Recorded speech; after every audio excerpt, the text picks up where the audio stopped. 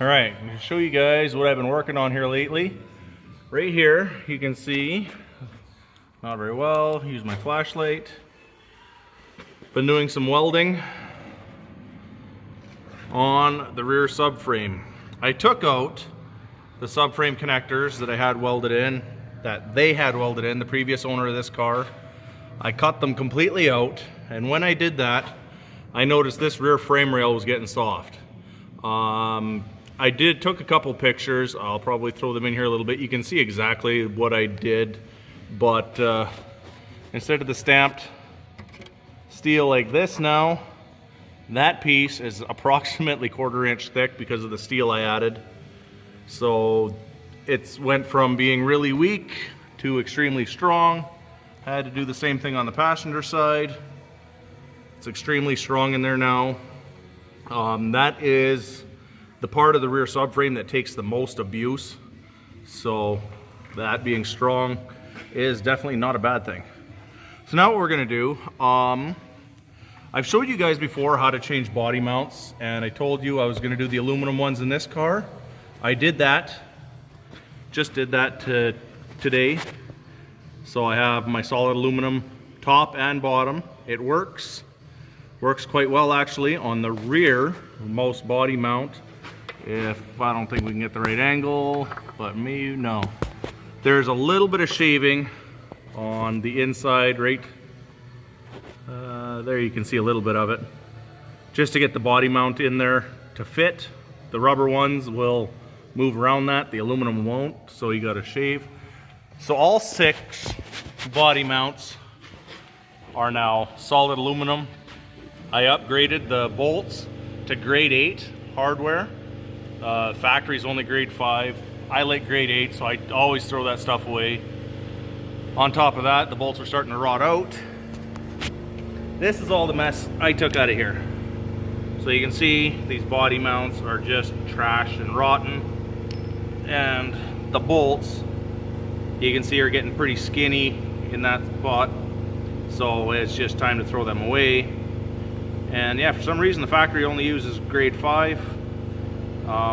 Anytime I'm working on a car, toss those, get grade 8.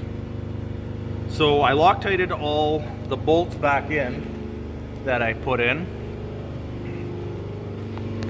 So up in here.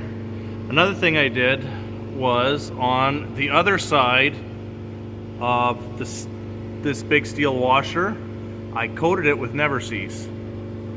Okay? The reason you do that is you have aluminum here and steel here.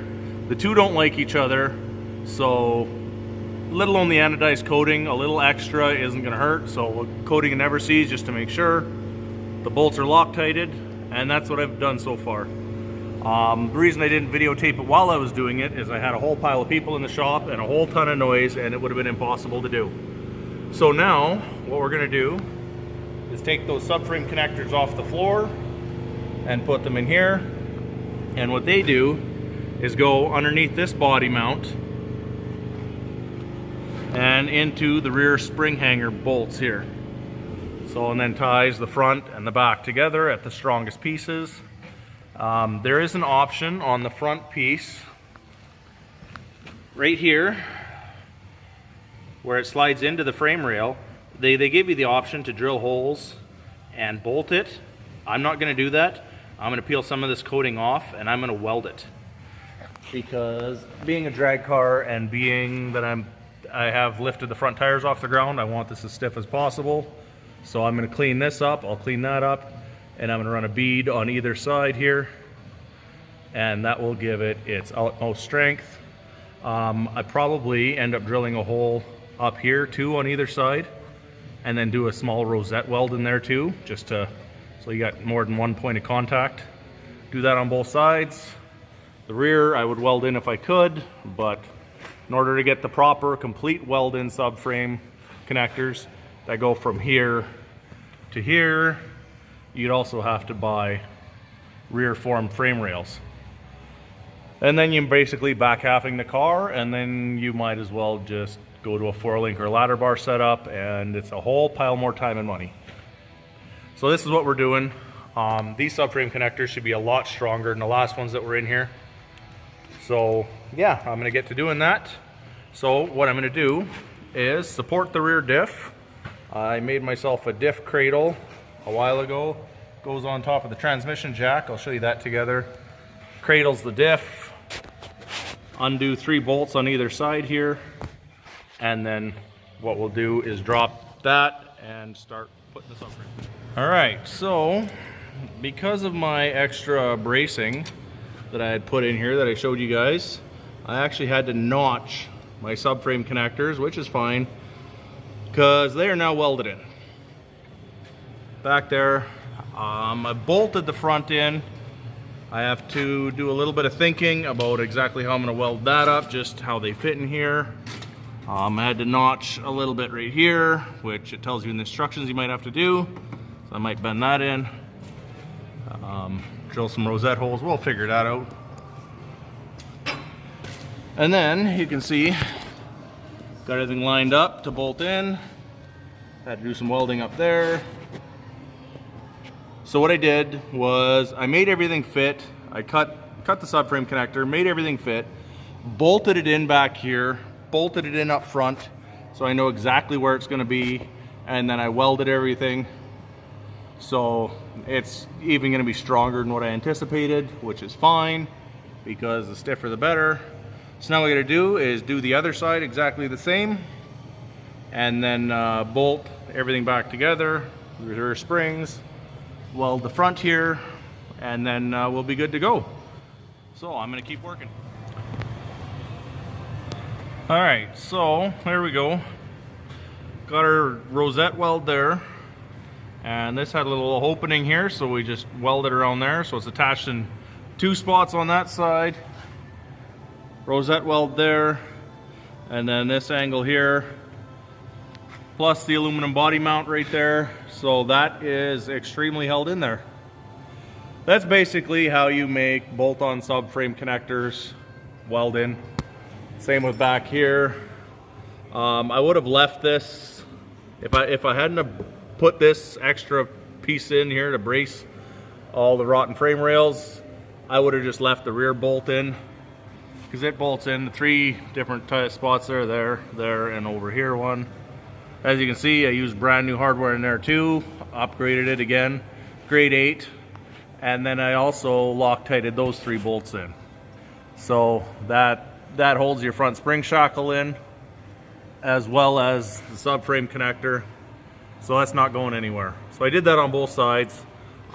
Painted everything black again, so you can't really tell other than my terrible painting job because I'm not a professional painter.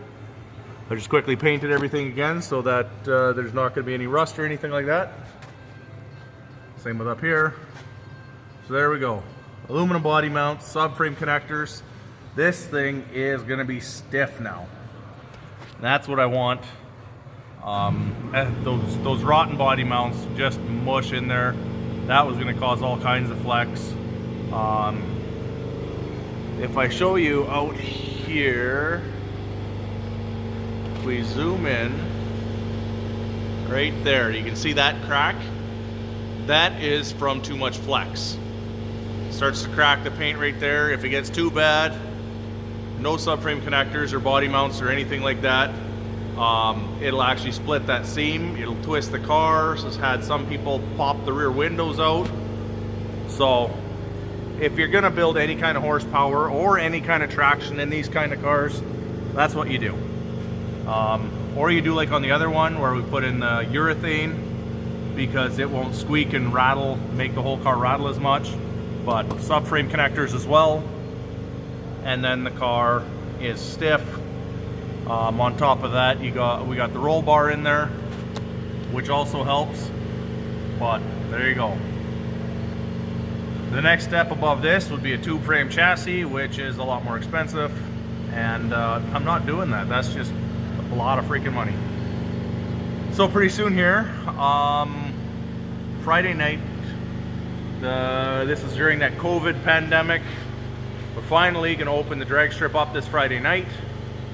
So I got a little bit more work to do before I get on to bringing this car out to the track. Next thing we're gonna do is change out this torque converter. This one stalls at 5,500, which is, for this motor, insanely high because the motor shifts at 58. So that's just ridiculous. I ordered a brand new one. It's supposed to stall at 45, which will give us a little bit of shift range, and hopefully things work a little better. But there we go. And I got some cleanup to do, some other oils to change and stuff like that. Put new plugs in, minor detail stuff. So we will catch you next time.